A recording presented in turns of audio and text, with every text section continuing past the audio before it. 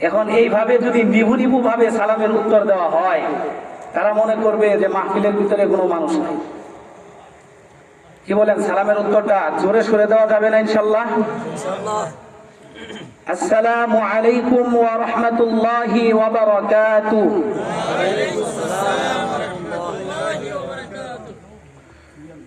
আলহামদুলিল্লাহ আলহামদুলিল্লাহি নাহমাদুহু ওয়া নাস্তাঈনুহু ওয়া নাস্তাগফিরুহু ওয়া নাউযু বিল্লাহি মিন শুরুরি আনফুসিনা ومن سيئات أعمالنا من يهده الله فلا مضل له ومن يضلله فلا هادي له ونشهد أن لا إله إلا الله وحده لا شريك له ونشهد أن سيدنا وسندنا وحبيبنا وطبيبنا وطبيب قلوبنا وأولانا ومولانا محمدا عبده ورسوله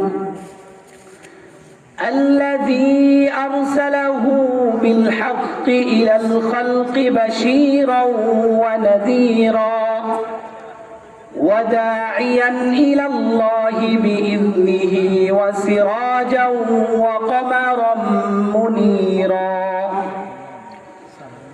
أما بعد فقد قال الله تبارك وتعالى في كلامه المجيد وفرقانه الحميد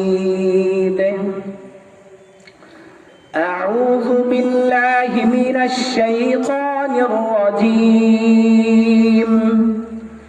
بسم الله الرحمن الرحيم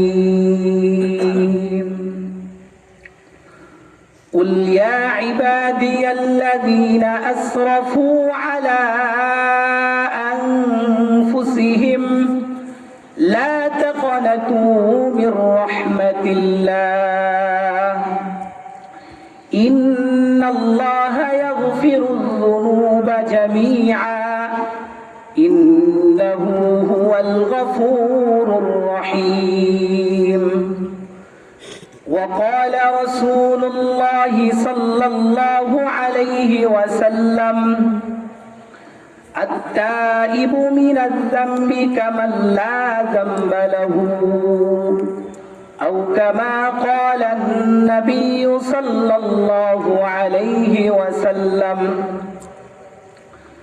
আলহামদুলিল্লাহ, মহান আল্লাহ রব্বুল আলামিনের দরবারে লাখ কোটি শুকরিয়া যে মহান রব্বুল আলামিন আমাদের সকলকে জালিসুর রহমান বেহেশতের বাগানে আসার জন্য, সেই সাথে দিনের কিছু কথা বলা এবং শোনার জন্য তৌফিক দান করেছেন। এই জন্য আমরা সকলেই অন্তরের অন্তঃস্থল থেকে শুকরিয়া আদায় করি, সকলেই বলি আলহামদুলিল্লাহ।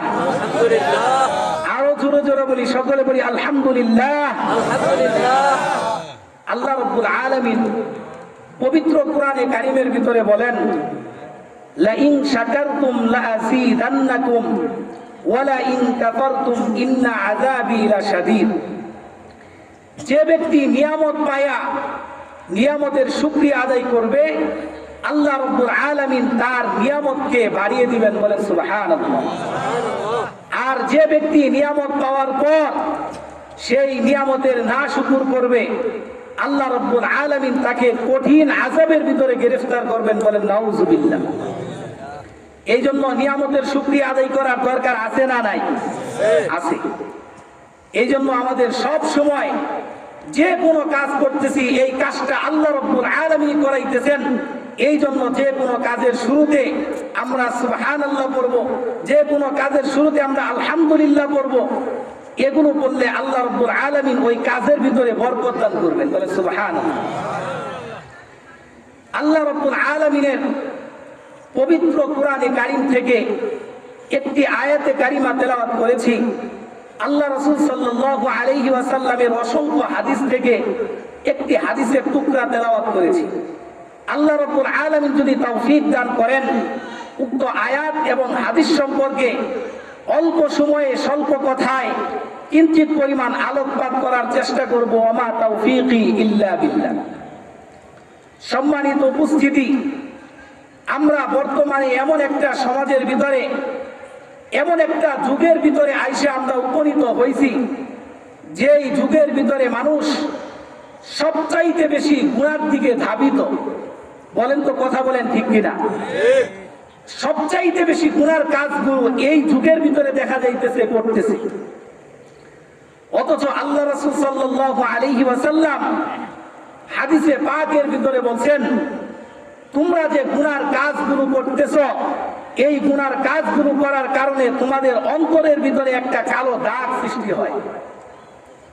আল্লাহ রাসূল সাল্লাল্লাহু আলাইহি ওয়াসাল্লাম তিরমিজি শরীফের 3334 নম্বর হাদিসের ভিতরে বলেন, ইন্নাল আবদা ইযা আখতা খাতিআতান নুকিতাত ফি কলবিহি নুকতাতুন সাওদাউ। বান্দা যখন একটা গুনার কাজ করে, তখন তার অন্তরের ভিতরে একটা কালো দাগ সৃষ্টি হয়।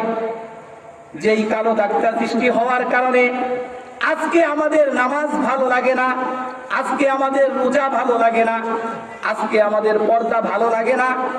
দুনিয়ার ভিতরে যে ইবাদত বন্দেগীগুলো আল্লাহ রাব্বুল আলামিন আমাদের উপর ফরজ করছেন, এই একটা ইবাদত বন্দেগী আমাদের ভালো লাগে না। কেন লাগে না? তার কারণ হচ্ছে অন্তরের ভিতরে একটা কালো দাগ সৃষ্টি হয়ে গেছে। আল্লাহ রাসূল সাল্লাল্লাহু আলাইহি ওয়াসাল্লাম বলেন, তুমি গুনার কাজ যখন বৃদ্ধি করে দিবা, তোমার অন্তরের দাগটা আস্তে আস্তে বৃদ্ধি হয়ে যাবে। একটা সময় আল্লাহ রাসূল বলেন, হাত্তা তা'লুয়া কলবুহু, তোমার পুরা অন্তরটা কালো মিসমিসা হয়ে যাবে। তখন তোমার দুনিয়ার ভিতরে যে ভালো কাজগুলো আছে, এই একটা ভালো কাজও তোমার করতে মন যাবে না। এই জন্য কথা বলেন তো দেখি, যে গুনার কাজগুলো আমাদের করা যাবে কিনা?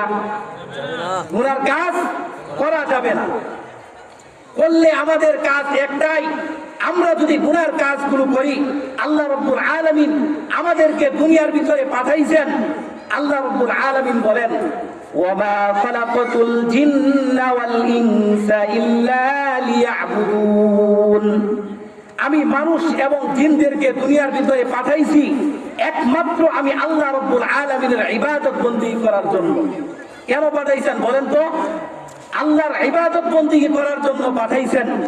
এই দুনিয়ার ভিতরে আমাদেরকে গুনার কাজ করার জন্য আল্লাহ রাব্বুল আলামিন পাঠান নাই।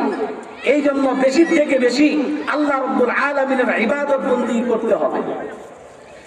আল্লাহ রাব্বুল আলামিন আমাদের উপর নামাজকে ফরজ করছেন। এখন এই অন্তরের ভিতরে গুনার দাগ থাকার কারণে আমরা নামাজটা ভালোভাবে পড়তে পারি।